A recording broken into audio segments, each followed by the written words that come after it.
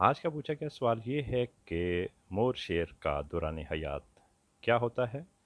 تو مور شیر یا جسے انگلش میں اینٹ لائن کہتے ہیں، اس کا تعلق حشرات کی مارمیلیونٹیڈی خاندان سے ہے۔ اس میں شامل سینکڑوں حشرات چیونٹیوں اور دیگر چھوٹے حشرات کو خوراک حاصل کرنے کے لیے پھانستے ہیں۔ مور شیر ایک کیڑے کا لاروا ہے جو اڑنے والے حشرات بمبیری یعنی ڈریگن فلائی سے مشابہ ہے۔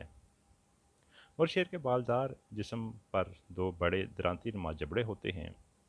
مورشیر ریت میں کیف نما سوراخ بنا کر اس کے زیریں حصے میں بیٹھتا ہے۔ اس سوراخ کی چوڑائی عموماً 5 سینٹی میٹر یعنی 2 انچ اور گہرائی 2.5 سینٹی میٹر یعنی 1 انچ ہوتی ہے۔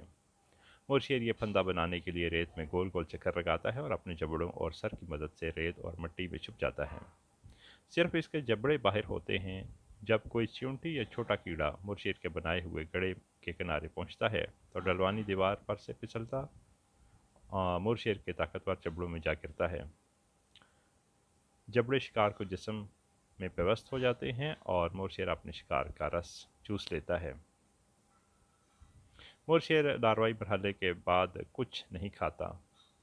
اس کی زندگی چند مہینوں پر محیط ہوتی ہے۔ جب لاروائی مرحلے کے دوران ذخیرہ شدہ خوراک ختم ہو جاتی ہے تو یہ مر جاتے ہیں۔ مورشیر کا مکمل دور حیات 12 مہینوں سے کم ہوتا ہے۔ مورشیر حاری علاقوں میں عام پائے جاتے ہیں۔